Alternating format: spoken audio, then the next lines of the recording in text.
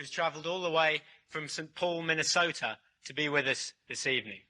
He's a theologian, he's a philosopher, but he's also someone who takes his message to a very wide audience. He's the dean of the Beth Hana Women's Institute, and he's also the first rabbi ever to have a nationally syndicated TV show on personal problems and on the problems of culture of the 1990s. It's a privilege to have him here tonight, and I'd like to ask you all to give him the warmest possible welcome. Thank you.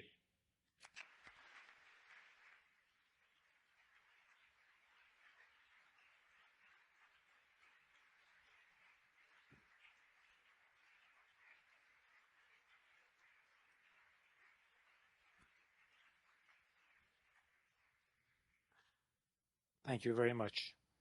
This is a talk about intimacy, so please make yourself at home. Feel comfortable.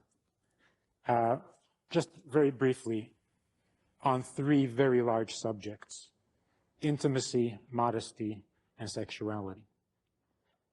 I think we can all agree on a beginning point, and that is that in our society, in the world today, in the free world certainly, there is an intimacy crisis.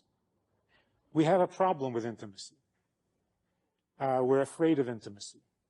And we agonize over the lack of intimacy. What better indication or what better proof of our discomfort with intimacy than the euphemisms that we use to describe what should be very intimate relationships? It used to be that rather intimate relationships were described as dating, which is a strange word to use. Of course, people don't use that anymore. We don't call it dating anymore because it sounded very much like something out of a geology class. I'm dating Howard or Lucy. So it was changed to going out. Remember when people used to go out? And that was used to describe, again, some rather intimate relationships.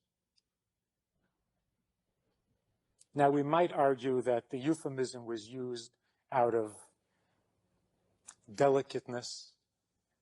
We wanted to be polite about it. But I think it's gone beyond that. It's more of a buffer, more of a defense against intimacy. So we called it going out for a while. Everybody was going out. Are you going out? You going out tonight? Have you been going out? Are you going out with anybody? Everybody was going out. Nobody knew where anybody was going. And then the ultimate euphemism is in vogue today. You know what intimate relationships are called today? Seeing someone. Are you seeing anyone? I'm seeing someone. Now, one of these days, somebody's going to say to me, I'm seeing a very, very nice woman. And I'm going to say, can I see her too? Or better yet, will you show her to me? Whatever that means. Why the euphemisms?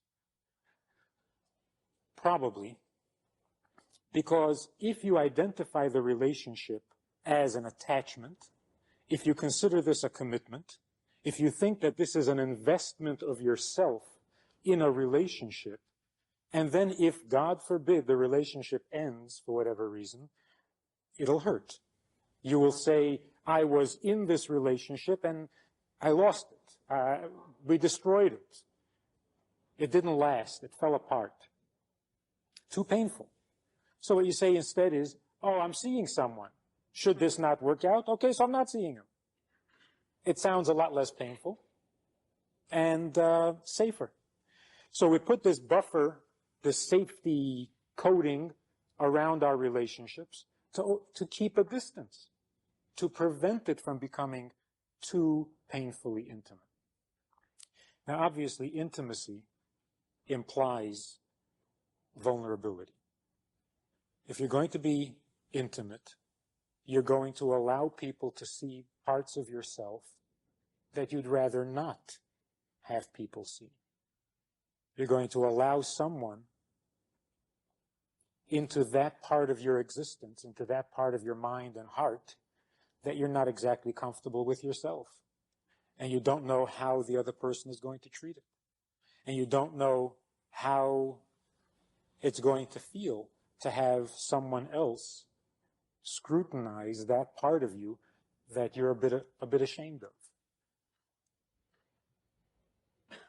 But on the other hand, that's the whole meaning of an intimate relationship. The whole idea of intimacy is that we stop being alone.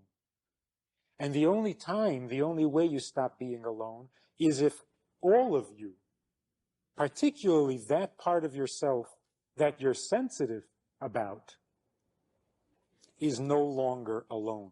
If you can share that with another person, you have ended your loneliness. As long as that part of you is still alone, then you're alone. Intimacy is supposed to be the antidote to loneliness. And I think it would be safe to say that with all of our social skills and with all of our partying, we are basically a lonely people. A little Hasidic philosophy here for a moment. We know that we have freedom of choice. God tells us that we are given this unique quality. The angels don't have it. Animals don't have it. Only the human being has freedom of choice. When we stop to examine freedom of choice, we find that all of our activity, all of our functioning, works in a kind of a totem pole hierarchy, where one faculty depends on the other for input. So that, for example, a kid in school says, I know I ought to be studying, I ought to be concentrating, and I'd like to, but it just doesn't happen. I never get around to it. I don't know why. I can't get myself to actually sit down and study. Well, the answer would be that action is motivated, animated by thought. Where the thought stimulates action, then the action is more likely to occur. When the thought is not geared towards this action, even though you may know in some general vague way that you ought to do this, the action is not going to happen. The stimulation is not there. So in order to have the action, you have to have the thought. So now this kid says, okay, then I'll have the thought. Then I'll think it. And he tries, and of course it doesn't work. So he comes back to his mentor, to the witch doctor, and he says, what's wrong with me now? I'm thinking that I ought to learn, and I get down there and I open the book and nothing happens. So he's told that thought also needs motivation. Thought depends on feeling, on emotion. You have to have an emotional response. You have to warm to a subject. Then the thought of studying that subject will be a live, animating thought. It, in turn, will affect your behavior, and you will do it. So the kid says, okay, so fine. So give me the feeling. So I'll have the feeling. I'll warm to the subject. So he sits down and he tries to warm. Nothing happens. So he comes back to what's wrong now? Well, emotions are in the heart. The heart is encased in this rib case, surrounded by a chest, and it has no view of the outside world. It lives in the back, as the expression goes. It has no windows. So it depends on the mind for information. The heart cannot warm to a subject that the mind does not introduce to the heart. So first you have to have it in your mind. You have to understand the subject, and in your mind you have to be convinced that this is the subject you ought to learn. You also have to be convinced, by the way, that it's you who should be doing the studying, and that it should be now. Otherwise, it doesn't come together. But if in your mind you are convinced that this is what you ought to learn today, then you will study it. Then the heart will warm to the idea, because the heart gets its direction from the mind. The heart will then animate the thought. The thought will activate the actions, and you'll actually study. So the kid says, fine.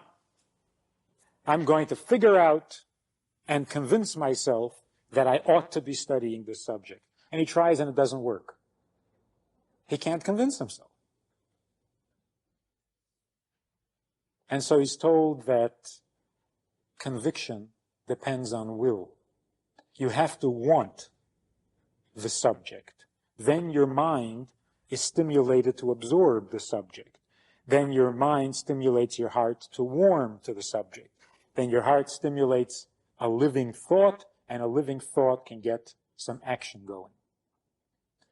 Now, what does all this do to freedom of choice? If a person says, I have freedom of choice, I think I'm going to go. No, well, you're not really going to go unless you have a thought behind it. So, okay, fine, then I'll have the thought. Well, you can't really have the thought yet. You first have to have an emotion. So where does this leave freedom of choice? What it boils down to is, those things you really want, you can do. If you don't want, then you can't do it. Because your mind won't be behind it, your heart won't be in it, your thoughts won't be alive, your actions won't happen. So freedom of choice is really quite limited when it comes to behavior.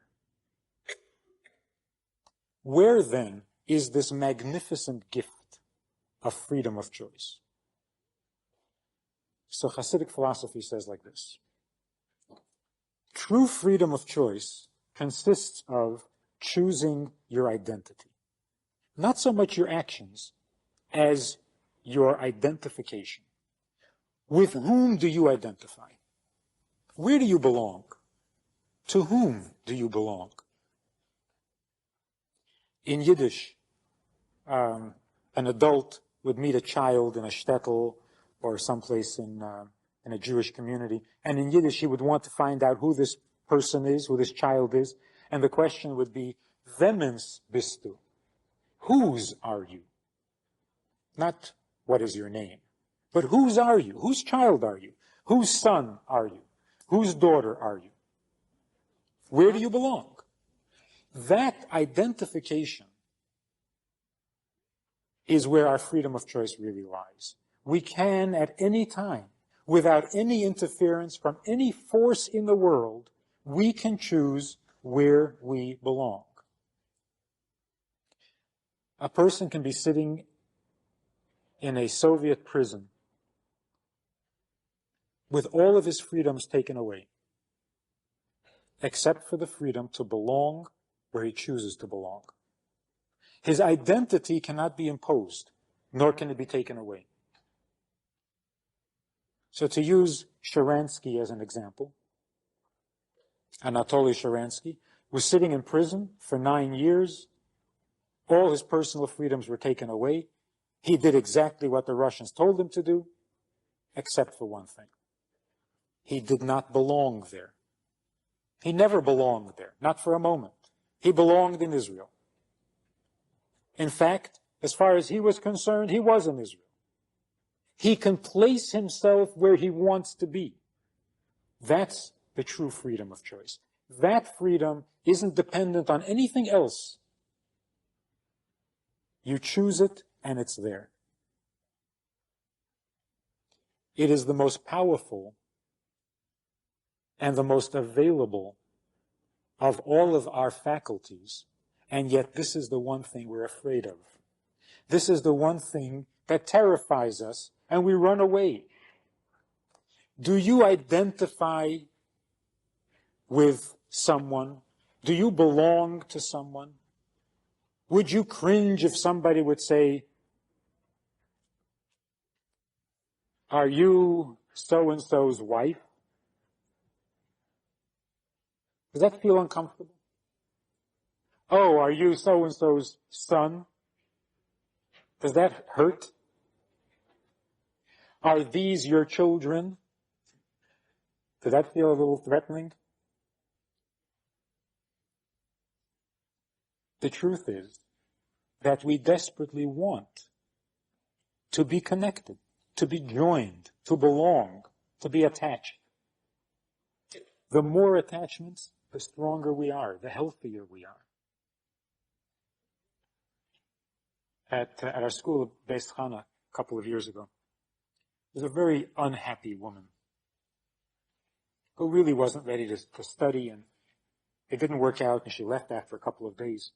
But the few days that she was there, she managed to antagonize everybody. A very unhappy woman. And one day in class, she had one of these outbursts, and she said, totally out of context, she said, what about people who come to the synagogue and all they do is talk, and they're not even there to pray. They disturb everybody else. It had nothing to do with what we were talking about, what we were studying. I said, whose synagogue are you talking about? She said, well, the synagogue back home where I live. Your synagogue? She said, no, not my synagogue. Because she does this to everybody. As soon as she's unhappy with something, she breaks the bond. She disconnects. It's not my synagogue. It's not my rabbi. She would be a much happier and healthier woman if she said, in my synagogue, all they do is talk. And it upsets me terribly. But it's my synagogue. And my rabbi couldn't even do anything about it. She may be disillusioned with her rabbi, but she would be a happier human being. Her marriages would be healthier. Her relationship with her children would be healthier. This belonging, this attachment. Sharansky had it. He chose where he belonged, and that saw him through the most difficult, the most torturous 9 years. And on the other side of the world, Mrs. Sharansky is running around working for the freedom of this man. They were only married for a week, less. And yet she was Mrs. Sharansky, motivated to 9 years of nonstop effort to free this man, because this man belonged to her, and she belonged with him. That kind of intimacy, that kind of attachment is what intimacy is supposed to be. Think about it this way for a moment. A married couple or best friends. You go out to a restaurant, and the husband, for example, reaches across the table and knocks the coffee onto his lap. Now imagine the wife turns to a perfect stranger sitting next on the table near them and says, he always does this. What she actually did in that little moment there is that when her husband does something embarrassing, she steps out of that relationship. They're suddenly strangers. She is suddenly more comfortable with the person sitting in the next table than with him. So she suddenly switches allegiances from this guy with the wet pants to the person sitting at the table next to her and says, we will look at this guy and notice what a schlemazel he is, right? A couple come to a marriage counselor, the same kind of thing. The woman says to the marriage counselor in a conspiratorial tone of voice, can you figure him out? Who are you related to? Your husband or the counselor? Or the therapist? All of a sudden it's you and the therapist against him? No wonder this marriage isn't working. Intimacy means that you become attached. You become joined. You belong together. There are difficulties. There is embarrassment. It's your embarrassment, not his. It's a shared embarrassment. Whatever happens after that connection takes place, it's shared. It brings you closer together, not further apart. Intimacy means loyalty. Loyalty to an identity. if we run away from the identity, then we're ruining the relationship. We're undoing what is most precious to us. When that happens, the next thing that begins to suffer is our sexuality. For most human beings, at some stage in life, sexuality cannot and will not exist without intimacy. Rarely do you find a human being who prefers to separate the two. Certainly a sensitive human being cannot separate them. Where the intimacy is lost, sexuality is lost. That doesn't mean you can't function sexually, but it's not really sexual anymore. It's just physical. And then you start getting restless. You're discontent. And I think that in holistic medicine, the healers would agree that a frustrated or unsatisfied sexuality leads to all sorts of physical illness and ailments. Because if the inner person is out of sync, then the outer person, the physical body, begins to fall apart as well. Now, concerning sexuality, by the way, we need a bit of a definition. In spite of all that has been written and said about sexuality, we're still not quite clear. For example, this idea of bisexuality. Is it correct? Can it be said of an individual that this person is bisexual? Is that a correct statement? It's not. Because it is not unique to any one individual. Every human being is a sexual being. Bisexual is meaningless. Why not trisexual? Quadrosexual? I mean, just because a person can misbehave more than one way doesn't earn him a title. Anybody who is alive can behave in many different ways sexually. Some choose to do it, some choose not to do it. Some are afraid, some are not afraid. But to make it a title, say, oh, he is bisexual. Everyone is bisexual. Everyone is trisexual. Every human being is a sexual being. And we needn't have these hang-ups with these titles. I mean, even heterosexual is a silly word. A human being is a sexual being.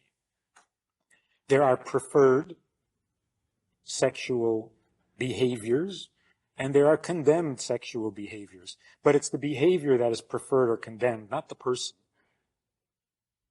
The person is simply sexual. It's like eating. You may prefer one kind of food, somebody else may prefer another kind of food. I don't know of anybody who carries any kind of a title to go with that food preference.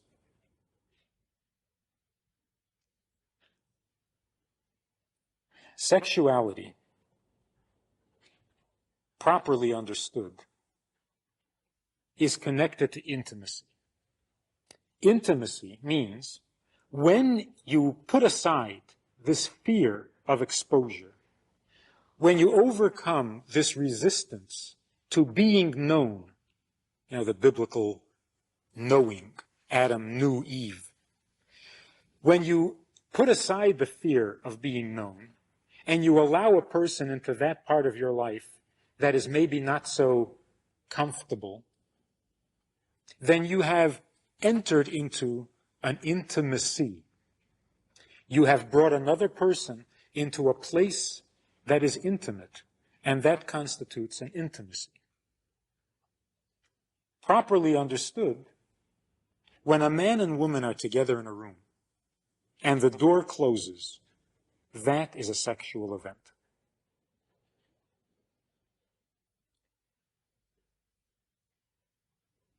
Not because of what's going to happen, but what already happened. When togetherness in a room alone, or aloneness together in privacy, between a man and a woman takes place, that is a sexual event. May not be something to make novels out of, but it is a sexual occurrence. Because male-female is what sexuality used to be all about. What happened was that in putting up these defenses, in getting steeled, inured against the constant exposure and stimulation of men and women, constantly sharing all sorts of activities, coeducational schools, coeducational camps, coeducational gym, what happens is that we have to start blocking out groups of people. We can't be as naturally sexual as God created us to be. When a person says, a man says, I have a friend, a woman friend, but we're just friends. Nothing more than that. I mean, there's no problem. Not really attracted to her in any sexual way. She's just not my type. Is that a sign of sophistication? Is this guy really together? Is this a guy who has self-control? Is this a disciplined person? Or is this a person who has died a little bit? A little death? First of all, if you have a friend of the opposite sex and you're really not attracted, don't tell them. Don't say it to them, because it is not a compliment. Secondly,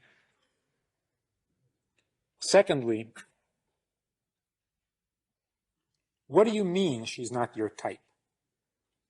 In the good old days, Tarzan and Jane, the type was male and female. A man and a woman, a boy and a girl. That was the type. What do you mean she is not your type? She is female, and you are male. When did this typing come into existence? Too tall, too short, too this, too that. What is this? Well, first of all, it's artificial. It is not true to human sexuality. And second of all, it really isn't even true in this particular context. Because given a slight change of circumstances, you could very easily be attracted. Because, after all, it's male and female. How many times does a relationship begin as casual, neighborly, and then suddenly become intimate? I mean, they have a movie about it. The Great Awakening. This boy and girl are running around together, doing all sorts of things, sharing all sorts of activities, and lo and behold, they realize, what drama, what drama. They realize that they're attracted to each other. These are grown-ups, intelligent human beings. And it caught them by surprise. It's kind of silly. There's a story about an old man who was very ill and weak. And he was bedridden. This was in a shtetl someplace in Europe. And he couldn't take care of himself. So there was a woman, a neighbor, who was even older than him, who would come in every morning and give him some cereal. Feed him, spoon-feed him some cereal. Anyway, he sends this desperate message to his son.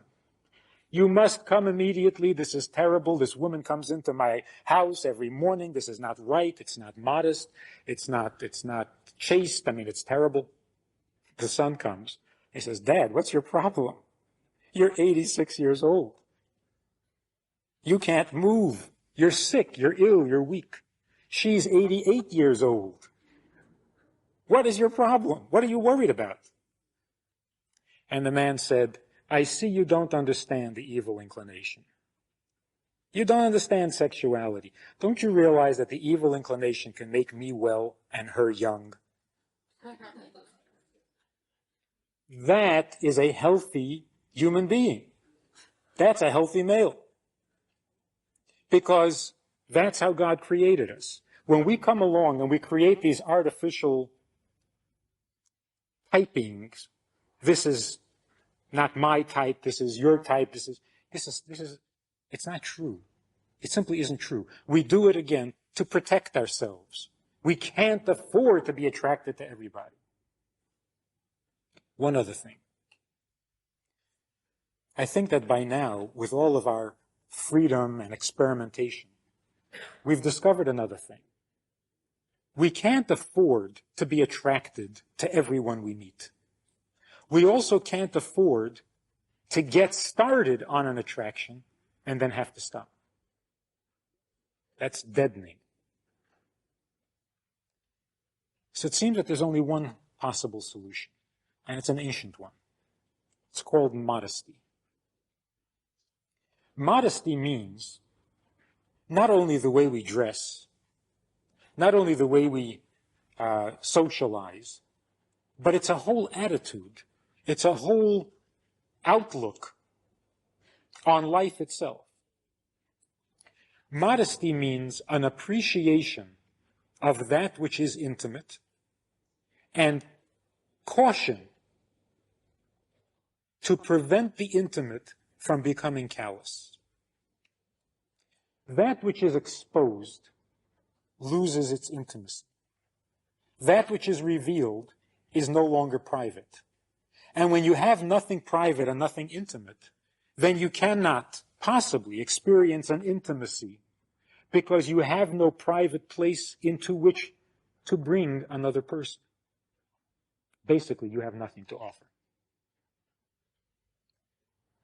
When the Jews were traveling in the desert after leaving Egypt,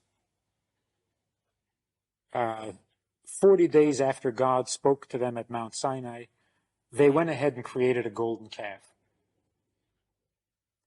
God was angry, they were punished, and then God says, if you want a physical place to identify as a place of godliness, as a place of holiness, then build me a sanctuary. So they went ahead and they gathered X amount of gold and X amount of silver and X amount of copper, and they put together this magnificent portable sanctuary. But to do that, they needed a lot of gold. So the commentaries ask, when they had given all their gold for the making of the golden calf, where did the gold for the tabernacle come from? And they give two answers. One answer is that women never participated in the golden calf. Women are not as quick to share their gold here meaning love, recklessly, carelessly. And so when people came along and said, let's make a golden calf, the women did not participate. They weren't convinced. So the men gave their gold for the golden calf. When it came to building the tabernacle, it was built out of the gold that the women had. For the Mishkan, for the tabernacle, they donated their gold, which had not been wasted on the golden calf. That's a simple enough answer. But the commentaries say another thing. The men also had some gold to contribute to the tabernacle. It's the gold, interesting description here. It's the gold that people carry in their bosom pocket, wrapped in a cloth. That gold they did not give to the golden calf. That was saved for the tabernacle, for the Mishkan. There's a certain love, a certain kind of emotional warmth that can be used publicly. It may even get squandered or abused. It may even get invested into idolatrous kinds of things. It's a corruptible kind of thing because it's a public emotion. It's an emotion that is meant to be worn on the outside. It's an emotion that is meant to be displayed. But then there's a gold that even the reckless, even the idolatrous, do not give away carelessly. It's the gold carried in the bosom pocket near the heart and kept wrapped in a cloth. That's the intimate gold, the intimate emotion.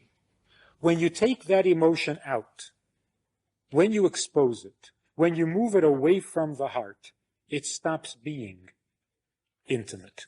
It is corrupted. It hardens, it becomes calloused, and becomes part of the public domain. You no longer have an intimate space. In the tabernacle that they built, there was an outer chamber and an inner chamber. The outer chamber was called the place of holiness.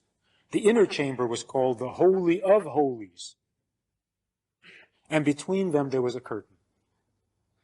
Even between holy and Holy of Holies, there needs to be modesty, a curtain, a closing. And then, on the holiest day of the year, the holiest member of the congregation would go into the holiest place of the tabernacle and there perform the Yom Kippur service. That was the moment of intimacy. So, intimacy is a prerequisite for sexuality. And modesty is a prerequisite for intimacy. We cannot be intimate if we are totally exposed. We cannot be intimate if we won't allow at least one other person into our intimate space. And when we do that, then the sexuality is true sexuality, not just being physical. So, closing a door should be recognized as a sexual event. Are you really prepared for this? Is it permissible? Is it proper? If not, leave the door open. Should we shake hands, men and women? Should it be seen as an intimate gesture? Should any physical contact that is friendly be considered intimate? Hopefully. They cover everything. They sin. It's a little more cumbersome, but they do. They manage. Modesty does not prevent sin. That's not its purpose. Modesty prevents the overexposure of the place of intimacy, emotional, physical, and so on, that preserves our sexuality, not prevents it. So should shaking hands be considered intimate? I would hope so. I asked this guy who was complaining about the wall in the synagogue, would you like to belong to a congregation where men and women sit together in kind of cramped quarters, bench, pews, and somebody has to leave early, and the man is sitting there and he's concentrating on his prayers, and somebody has to leave early and is kind of squeezing pie, and he doesn't notice whether it's a man or a woman. Would you want to belong to such a congregation? Would you want to be able to keep your mind on the prayers? I wouldn't. Human sexuality is what God wants. God doesn't despise it. In fact, He gives us laws of modesty to preserve it and enhance it, not to stifle it. We find it much more stifling when we are callous about it. And even in marriage, casual contact, a kiss on the run, this ruins everything. It cheapens it. It makes it callous. And then people have to run to the therapist and ask for advice. You know what advice they get from therapists? For $200 an hour? They are told not to touch each other for 2 weeks. No touch at all. So, gosh, Judaism says that for free. That there are 2 weeks out of every month that a husband and wife don't touch. Free. It's been around for 3,000 years. And it still works. It's a wonderful idea. When you don't close the door, you are recognizing your own sexuality. You are complementing by recognizing the sexuality of the other person. You say, 1 second, we can't close the door because you're a man, I'm a woman. We can't. Instead of saying, let's see, you're kind of overweight. Yeah, close the door. That's a terrible insult. And again, it isn't really true. So being modest, recognizing our borders, knowing where intimacy begins, and not waiting until it is so intimate that we're too far gone to stop, is a very healthy way of living, and it's a very healthy way of raising our children. Tell a child about modesty. Don't tell them about perverts out there who molest children. Tell them that there's such a thing as modesty. And they'll know themselves. As soon as something gets a little bit immodest, they'll know that they have to leave. This is not for them. And they don't need to be told about perversions. Only about modesty.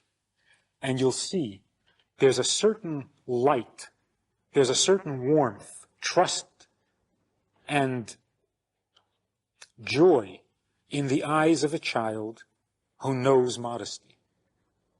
They can relax. They know their borders. They know right from wrong, and they can be comfortable. Take a look at children who have been given all these little booklets about how to prevent 6-year-olds. We're told how to prevent molestations and how to avoid strangers who are out to get you. And their eyes are vacant. There is no warmth there. There's no trust there. There's no joy there. They're efficient, but they're not intimate. And they're going to grow up, and they're going to need to have intimate relationships, and they're going to have problems. So let's do two things. First of all, identify. Belong. The more the better. This is my synagogue. This is my people. This is my rabbi. I may hate them all, but they're mine. This woman says, well, what, if my kids are brats, I should put up with them? What's the question? Your neighbor's kids are brats, don't put up with it. But your kids are brats? Of course you put up with it. What's the question? So you may be annoyed, you may be drained at the end of the day, you may be exhausted, you may be disappointed, disillusioned, but you're alive. You belong, you know where you belong. Identify. Be proud of the identification. Thrive on it, because we need it desperately. And secondly, treat it with modesty. Treat yourself with modesty. It enhances your life. It doesn't change your lifestyle dramatically, but enhances it dramatically. And we come away more able to relax, better able to be spontaneous, because we know that we can trust ourselves. We've defined our borders. Now you can be free. It's taking a load off your conscience, and it makes you a much more lovable person. You have a very useful and helpful resource here in town at the Chabad House. Go there, study, identify, belong, make a connection. Don't be alone in any area of your life. Belong, and belong modestly.